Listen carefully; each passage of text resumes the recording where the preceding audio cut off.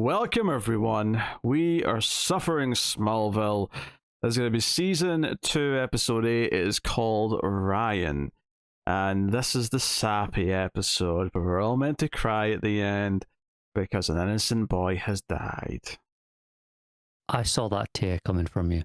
That one tear dripping down. There was the glasses. I saw it. I mean, I have a single tear at the end of every episode of Smallville because I'm sad that I'm watching it. That's to do with the content of the show. Happiness that it's over. Yes. The credits start, and I'm like, oh, finally, another one's out the way. Only another 175 to go. Oh, it probably is something like that as well. Yeah, so what's so funny is that this episode, like, it starts with Ryan and he's being experimented on. They're doing like tests where they're like making him guess photos of things with his telepathy. They're doing the bit in Phantom Menace where they're making Anakin tell him what's on the little screen. I was thinking more Ghostbusters at the start when Bill Murray's holding the cards up, but aye, sure. Yeah. But this is an annoying kid, like, yes, sure, like Anakin. So he breaks out at some point. He tricks the bad guy and calls Clark. He calls the Kent's house. And both me and Connor went, wait, why is he calling the Kent's house? How does he know them? And then we did some research and found out that he was in a season 1 episode. So he's a comeback character. Like, I looked up the description of the episode after we'd said that. I still don't remember it. In my defense, I was probably drunk. You probably were, yes. That's quite accurate. But also, I had seen this show before that, so, sober once. Can I just say that I'm just realizing this now, that the villain from the lab who's experimenting on him, he just vanishes. Yeah, he just disappears. Like, he does a whole thing where he comes after Clark, and he even says his final line of the episode is, "This isn't over," and that's about halfway through the episode. And then apparently it turned out it was over because he never shows up again. He makes a whole threat of like, hey, you do this, I'm going to have the feds here, your entire life's going to be under our microscope. The threat's very clear, is like, we might find out Clark's secret, right? And then, gone. I actually predicted early on, because this guy is like chewing the scenery, he's like really making it clear to everyone that he's the villain. But I early on was like, you know what, he's going to discover Clark's got powers, and then he's going to die by the end of the episode. I could never have predicted that this show would just forget that he existed halfway through the episode, and therefore none of that would happen. Primary antagonist gone.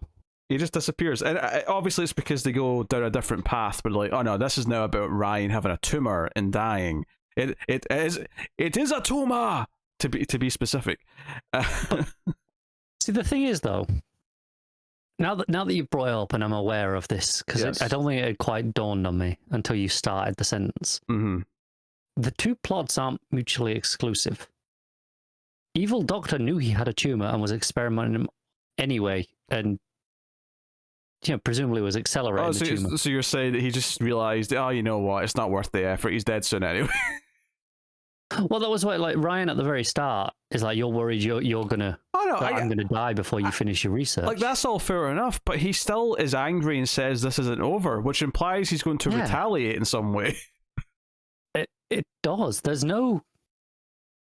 Like, there's not even a line like, oh, the judge says, oh, Ryan's too ill, so we're not even going to contemplate sending him back there. There's nothing. And it's not even just that. Like, not only does he say this isn't over yet, implying that there's going to be more threat from him, up until that point in the episode, everything's about the fact that this guy lied about having Ryan, is now coming after Clark because Clark kidnapped him and rescued him from it.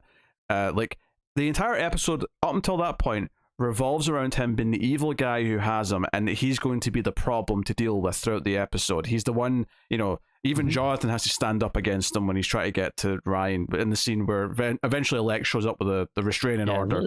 The two Kent boys step in front of Ryan. Yeah. Don't you dare. Well, and that's an okay moment. It's, it's Jonathan and Clark sort of side by side. Like, you know what, we've got a good cause here. There's no doubt in our minds. We're going to team up and, tackle this together as father and son. Even when Jonathan's like, hey, you went about this the wrong way, but I'm still gonna, back your play on this. I'm still gonna go, hey, this is the right thing, even if it's the right thing, even if it was the wrong way. Of course, he's going to back him. What happened to Ryan is literally what Jonathan has nightmares about happening to Clark. Exactly. Yeah. He gets that part. But he after the scene, they never even talk about him again. It never even comes up. Now it's just we get a little bit in the middle where it's like Lana and Chloe throw Ryan a surprise welcome back party. Ryan is so excited because Lana kisses him on the cheek. Clark looks like he wants to break his neck because he dared accept a kiss from Lana. But then he starts having the headaches more prominently, and it quickly becomes, oh, it's time for the hospital. He's going to die. And it's about Clark not accepting that he can't save him, and running all the way to this airport, like cities away, to get this doctor who does experimental tumor science. I think the road sign said it was like 400 and something miles away. Oh, okay, fair enough, yeah. Assuming it's in miles. American signs are in miles, right? They are, yes. Yeah, 400 something miles away. Yeah. So I think which actually, because it's such a long trip that he goes on this run, they do a lot more of a montage of him running like across the country. And there's one shot from the side that looked quite goofy, actually, of him running at super speed. And then he just waltzes to the airport, talks to a guy, like, hey, where is this guy? On that plane right there. And he runs in front of him. The guy who is airport staff says absolutely nothing about this being weird, despite this being post 9/11.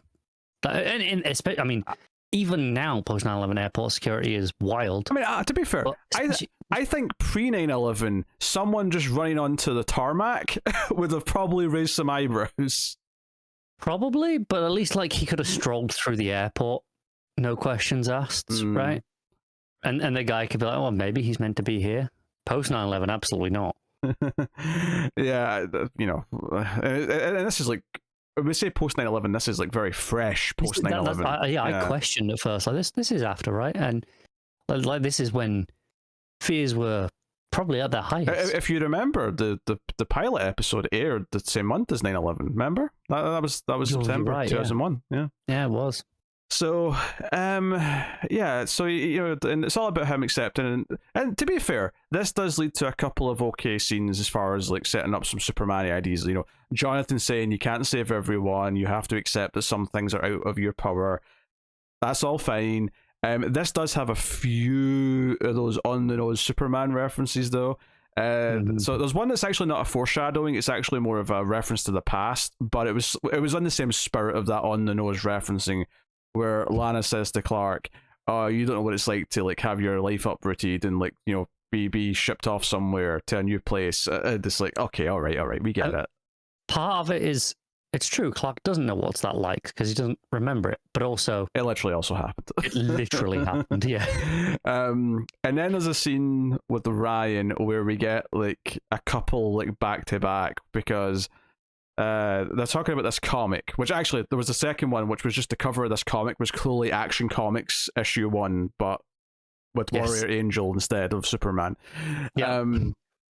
But he's talking to Ryan, and Ryan's talking about how this superhero in the comic has a flying fortress of solitude. Doesn't call it that, but it's a flying fortress, right? Which was an unknown reference, the idea that he's got this place that he can go away from the world. And then Clark adds on to it, that all sounds great except the fact that it's flying, which was like an extra, just let's make it even more on the nose. Yeah. and then later you had Lex telling the story about Warrior Angel and Devilicus, I think was the terrible name. That was the stupid name. About how they were best friends and they were totally in business together. And then Devilicus kind of went down a bad path and tried to convince Warrior Angel to come with him, and now they're mortal enemies. Was definitely not Lex and Clark in this show. Yeah, this episode really went for it. And to be honest, I get the fact that Ryan's hearing some of Lex's bad thoughts, but the way he says, he basically says to Lex, yeah, you should keep all this in mind, Lex, as if he knows exactly the path Lex is on. Like, he knows that Lex is going to be Clark's arch nemesis, which doesn't make any sense because Lex doesn't know that. Yeah, I think in the context, it's supposed to be him referring to the stuff of Lex considering taking the bribes. And there's a bit where Lex says something and Ryan says, oh, hey, that's your father's advice, I think it's supposed to be in context referring to those, but it doesn't sound like that the way when he says it. No, it sounds like he's breaking the fourth wall, like someone who knows Superman lore is like just stepped in and made a little sly comment. Yeah. Can we just rewind to the guy that disappears? Because it annoys me more now. It annoyed me enough in the episode where they spend the first 10 minutes phoning this place, and they're like, no, he doesn't exist. And they're like, right, well, let's get the police. Police go and do a search. No, he's not there. Well, they're saying he's not here. And then Clark goes down, and the receptionist's like, no one by that name. The doctor comes out and like, no, we don't have him, sorry. Of course he's there. Clark breaks him out. And then the very next scene with this evil dude, he's like, I'm his legal guardian, screw you. I'm like, well, hang on a second. 2 scenes ago, you were saying he didn't exist, you'd never heard of the kid. Yeah, the mere fact that, yes, the mere fact that you were hiding the fact that you had him is already enough to raise suspicion. Even if you are technically legally his guardian.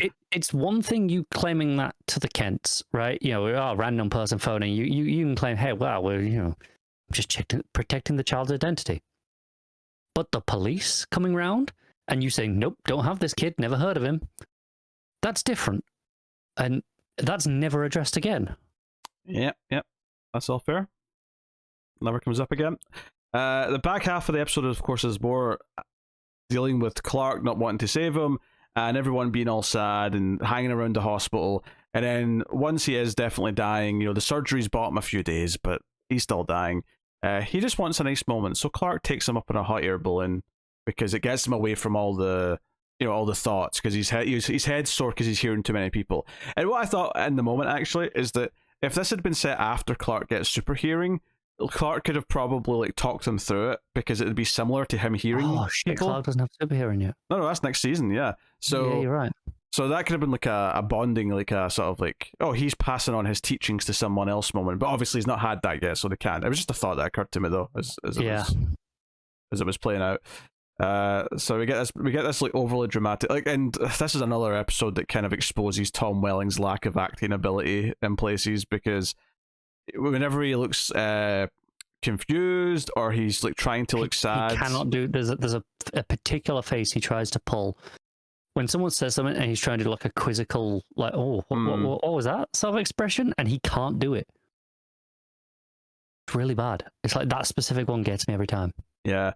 And honestly, like, and I'm sure this was just as much of a problem in season 1, but like, I'm really noticing it watching these episodes again, is like when Lex basically deduces that Ryan might have telepathy because he keeps guessing like absurd things that no one could know. And he's like, hey, because of all these things that... And he's like, hey, this tumor, like, there's some research that says maybe these people might get some abilities. And then you combine that with the fact that this scientist dude was like holding him and like doing tests on him. Like, he puts some things together. And Clark Lex is not an idiot, basically. Yeah, Clark immediately sort of just gets confrontational with them. And I'm at the point where I'm like, you know what? I don't blame Lex for going evil at this rate. Like, you're gaslighting the F out of him. Clark immediately is like, you just want to exploit him, don't you? Do you even want to help him at all? I'm like, right, hang on. You kidnapped a child, you brought him to Lex in the middle of the night, and then when Lex was like, this is kind of a bit shady, we maybe should have gone about this a different way, and Clark's like, oh, sorry, I'll take him somewhere else. Lex is like, no. He's staying here for tonight. He spoke to his lawyers. We'll sort this out. He got the restraining order. He's bent over backwards for this kid. We know he's up all night working on this because he's talking to, Pete's mum at 5 a.m. to sign the thing for the judge's order. Like, we know all this. He's putting an effort well before he even has the first inkling of this, potential mind powers. I mean, okay, with the caveat that we don't really remember the last episode. Maybe he has some inklings from that from before. But this does not feel motivated by that at all. No. This is just him, in addition to all this, saying he may have telekinesis. Should we talk about that, Clark? And Clark telepathy. I was thinking telekinetic abilities, which I think both fall under. Are they not? No. Nah. Telekinetic is moving. No, I know, but don't they both fall under telekinetic? No, that would be telepathic. Well, yeah, I guess. Okay, fair enough. Whatever. You should know better than this. You call yourself a nerd. Look.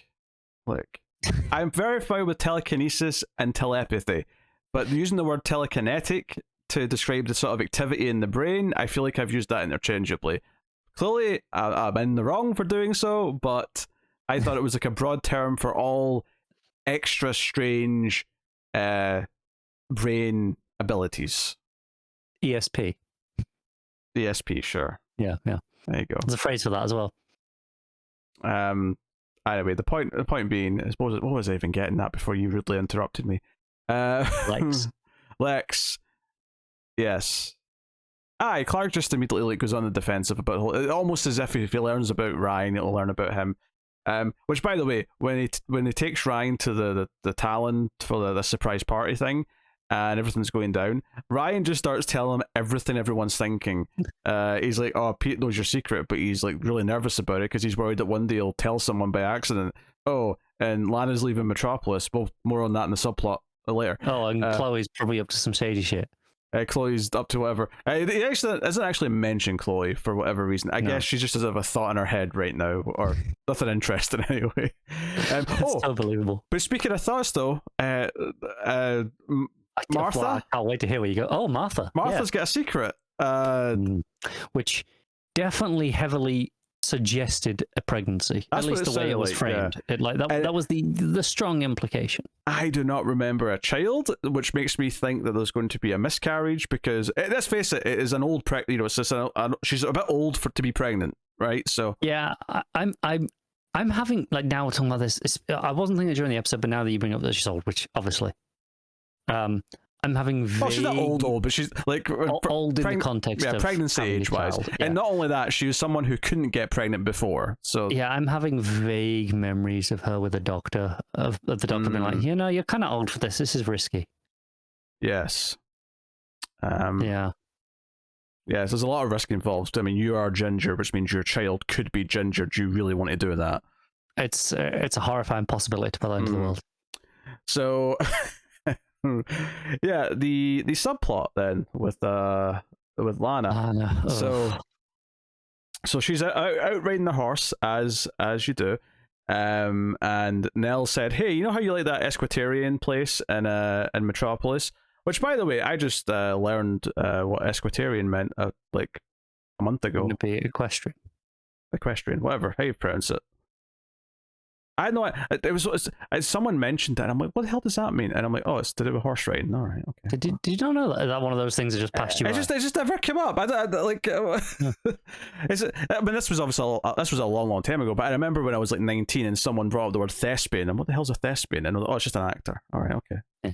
But a good actor, a Shakespearean actor, a real actor. It's just not like, I mean, maybe it's because I've just never been horse riding. Okay, I've never been around horses, so maybe it's just. Neither have I.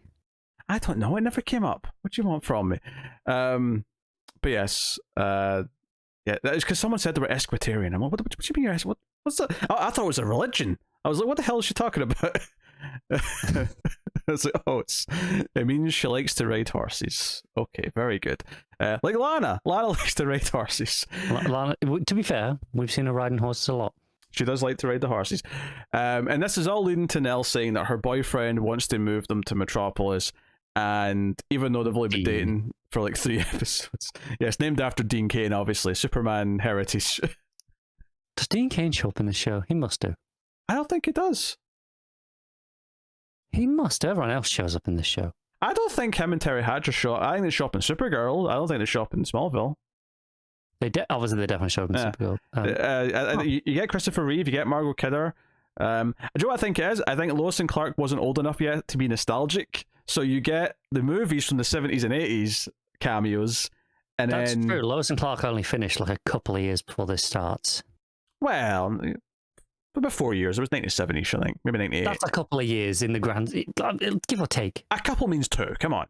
All right. I'll rephrase. A few years. Yes, just correct. A few is 3 or 4. That's fair. You pedantic bastard. You just give me shit for not knowing a word, you prick. Yeah, but I was generalizing.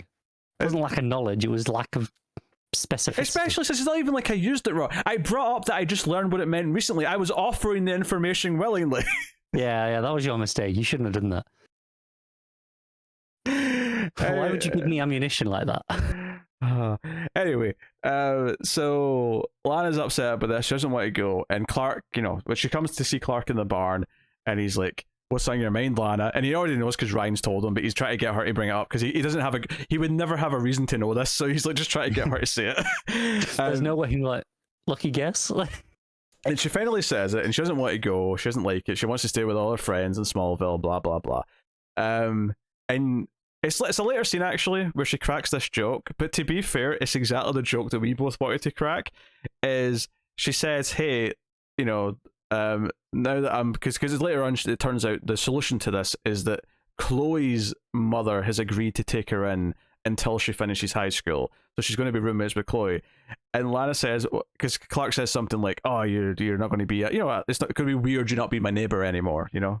And she's like, "Hey, look on the bright side. You can give Ryan your telescope now." And I'm like, that was a joke about how he's probably using that telescope to look at her. She just made a joke about him being a peeping Tom. And he had the decency to look ashamed. He did actually. The other bit, and this was maybe more us making our own jokes, but she also said, me and Chloe roommates. Who would have thought that would have been a thing? And then I immediately went, "Oh, Clark's thought about it. He's thought about it long and hard." Oh, he definitely has. He's got scenarios playing out. He's got all sorts of things going on through that teenage boy brain of his. This whole plot is so stupid and catered specifically to a teenage audience, more so than anything else in the show. Because the teenagers would be like, yeah, let her do her own thing. Let her live alone. Whereas any reasonable person is like, yeah, do you know what? It sucks. But she's the adult. She's the guardian. And for most of your life has been the parent figure. Yeah. You're a teenager. Tough shit. Like, don't get me wrong. I do think if I was in Lana's shoes, I would try and argue it with the parent figure, because this is a bit bullshit that she's like, this is like a new boyfriend. You're going to take her away from everyone she knows, and especially since if you're already halfway through high school, you've already you're in your routine of like studying for exams and all the rest. There's a lot of reasons why you shouldn't move a teenager when they're halfway through their school system. But ultimately, yes, and she does at least admit later on that it's not really her choice because she's a teenager. But here's the thing: would you look up a legal loophole to let you be removed from your legal guardians to live alone? Would you go that far? Oh no, I would be emotionally blackmailing my parents. I would, I would find some more manipulative ways to doing it. But the show wants us to like Lana, I think. So I'd like her more if she emotionally blackmailed them. I mean, Nell's basically a non-character anyway. She pops in for a line or two, like once every 5 episodes, if that. This is, I think, the second time we've seen her since we started watching these again. The first time being when she was like, "Hey, look at Dean." Yes, that was the same episode. The photographs of Lana's mum and maybe dad. Yeah, I don't remember her any other time since then. No. It's always just been Lana being like, I'm trying to get away from them because Dean's always there. So she's going to live with Chloe's mum, who we see even less than Nell, i.e., never. Yeah, so, I don't think we've ever actually seen her. I don't think we have either. Which is not unusual in shows with teenagers. I mean, if you look at the hit television show Buffy the Vampire Slayer, I think it was like season 3 for one episode before we met Willow's parents, or either Xander's parents, and again it was like a one-time throwaway thing. It's a crime we never saw Angel's parents. I mean, there was flashbacks to his time when he was younger, but no, we never saw his parents. No, exactly. Or Spike's parents, for the record. Yes, not good enough. I have nothing to add to that. But yeah, so the plot's all wrapped up with Lana staying in town, and I was kind of joking as we were watching it though. She's literally already running like her own coffee shop. She's basically like a functioning adult anyway. She probably, I don't know if she makes enough to pay rent, but she may. To be fair, the talent always looks like it's relatively busy. If she's not paying herself a living wage, then that's on her, really, isn't it? Well, that's her first mistake. First rule of business: pay yourself a living wage. Exactly. She's the owner of this place, right, and the manager as well. And I'm pretty sure Lex is probably giving her some good deals on the rent and things like that. Yeah, exactly. And she's employing other staff. I think she has to be. She has to be employing other staff. Is it just closed during school hours? Right. She's employing other staff. Let's roll with that. She's paying them a wage. Mm-hmm. She must be paying herself a wage. She must be. She must be. She must be loaded compared to every other teenager on the show. Oh yeah, absolutely. Yeah. If she isn't, then something wrong. Something is awry. Yeah. The other subplot of this episode is Lex wants to commission a new planet or something, and the It's mayor being held up. Yeah. the mayor shows up, and Lex is asking about all the red tape, and the mayor's like, "Hey, your dad used to deal with this by bribing me to put it through. That's how it works in this town." And Lex doesn't like being hustled, so when we get the second half of this plot later in the episode, Lex has made a campaign video basically talking about how corrupt this mayor is because he likes bribes, and that he's going to support his opposition in the next election if the mayor doesn't pucker up and give him what he wants, which seems to work. So this is kind of like Lex going full like Lex Luthor here, basically. Yeah, basically Lex prefers blackmail to bribery because it's cheaper. It depends on how you're blackmailing them, I suppose. Well, in this case, it's a lot cheaper. Because there could be some elaborate versions of blackmail where you have to, like, I don't know, pay a lot of money for, like, let's say you're blackmailing them by saying, okay, there's a crane holding up a giant, like, fridge above your car, and if you don't do what I say, I'm going to drop it onto your car. Like, you have to pay for that crane. I mean, that's pricey. You're right, that is true. Blackmail is just pettier. I was just saying, Silver Age Lex Luthor would do elaborate things that probably cost a lot of money. Yeah, you're right. And like I said, the blackmailing's pettier, and I think that's more Lex than just paying the bribe. He likes to be petty. Aye. Well, I get it. He even says, like, when the mayor says, "Oh, I'm making sure that thing never goes through now." He's like, "I don't care. I've given that up. This is about destroying you now because you dared, like, fight me." Yeah. So yeah, screw you. I'm coming with the might of a man with a head full of hair. Yeah. That's what he said. He's coming with the vigor of a future Superman villain, and he knows it. Well, Ryan definitely knew it somehow. The way he was talking to him. Yeah. Wait. Do you think this is Lex's way of not being like his dad? You know, like how Ryan's like, "Hey, don't be like your dad. Don't turn into Divilicus. You should bear that in mind." Is this Lex's way? Does he think he's doing the right thing? By, I'm not going to give it. I'm not going to play by the rules. I'm not going to just do the bribery and deal with that system. I'm going to do the in the same way that Clark did the right thing but the wrong way by rescuing Ryan outside the system. Does Lex think he's doing the right thing by taking down the corrupt system, but also maybe getting something out of it himself? But he's doing it the wrong way. Is that what he sees himself as in this episode? Because he also says that he doesn't think the villain saw himself as being evil as it happened. Yeah. I think that's a fair way to look at it. Yeah, I think one thing we've not done, because I feel like any YouTubers who talk about this episode probably talk about how emotional it is and how it's a heartbreaking episode and it's maybe the best episode of the season so far. And I'm sorry, but all this is very saccharine, and I don't really remember the first Ryan episode, in all honesty. But even if I did, I've got a funny feeling the way that every one of Clark's friends all loves him like he's this great kid, and how they all treat him in this episode, it all just rings a bit false. Because I'll tell you this right now, teenagers who are all 16, 17 don't really like 14-year-olds, okay? It's just... it's ingrained. You hate them. Yes, they're little dweebs. You look at them and you go, "What are you, like 12? Piss off." I just, the way, this surprise party they throw for him, they're all happy to see him. You've got all these red shirts all cheering for him.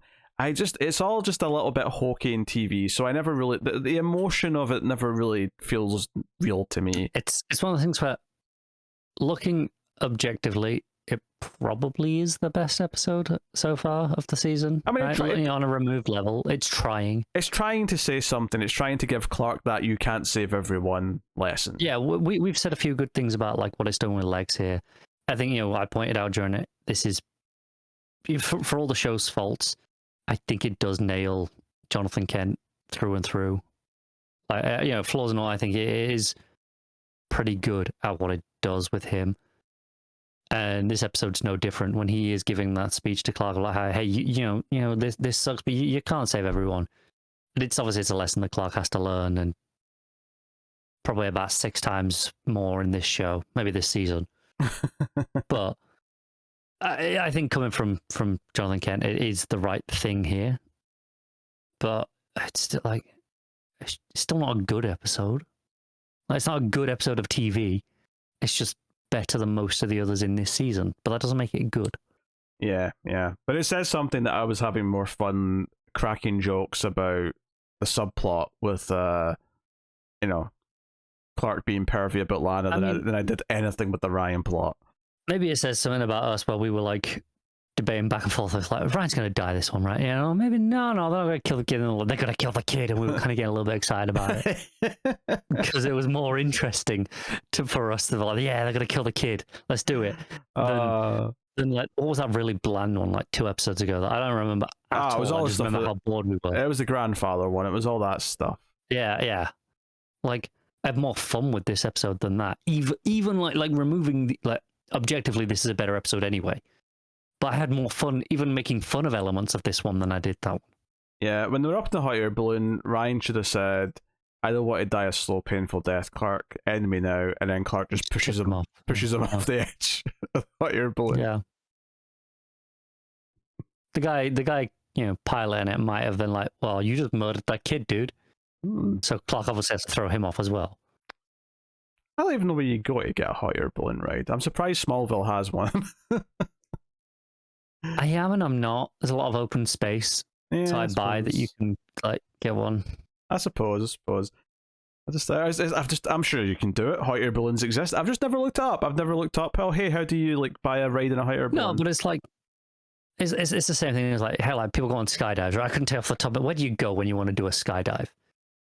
But also, true. Yeah, I bet you 2 minutes on Google will give you an answer for both these questions. Yeah, but I feel like a skydive, you do that in specific locations where, and maybe you do it for a hot air balloon, but I don't feel like it should be specific locations, and I don't think I've ever seen a hot air balloon in the air, because I would assume, why wouldn't you just fly a hot air balloon anywhere? I've been in a hot air balloon. Oh, have you? Are you? Yeah. I mean, my favourite hot air balloon thing is an episode of Chuckle Vision, where they try to fly their own hot air balloon, and it's a great episode. What a wonderful show. It is a great episode. I do love it. Yeah. Yeah, no, I've been in one. It's one of those things that, I don't think it was a schooling. I think it was a scouts thing. They're hey, we're going to go on a day out to go on a hot air balloon. You went in groups of 4 or whatever. And you go up for an hour, and you go down again, and then the next bunch go in. It's kind of boring, to be honed. I guess nothing to do. Shout out to the final act of Police Academy 4, which was also hot air balloon themed. Yeah. They're kind of cool, I guess. They have a hot air balloon race at the end of that movie. There's a hot air balloon in a pretty good episode of Doctor Who. One of the Christmas specials. Oh. It's a pivotal part of that episode. Mm-hmm. Anyway, so if we're throwing out hot air balloons in media, I think I'm out. I don't think there's any other memorable ones that I can think of now. All right, well there you go. That's our thoughts on the Smallville episode. Let us know what you thought of this one in the comments. Like, subscribe, all that stuff. You can support all the content over at patreon.com/MailFuzzTV, and you get the Smallville reviews quite a bit early because we are about 20 weeks ahead on Patreon. In fact, as we put this on Patreon, it's still, early season 1 episodes going out on public. I think we just looked, and as of right now, it's 5 months ahead. Yes. This shouldn't be going out until the end of January, I think, 2024, and we're recording it in the end of August. So, yeah. Take that for what you will, but yes. Also, hit the like button if you want to support us that way. It helps people find the shows. But thank you very much for watching or listening. We always appreciate it. Keep watching TV, and won't someone please save me?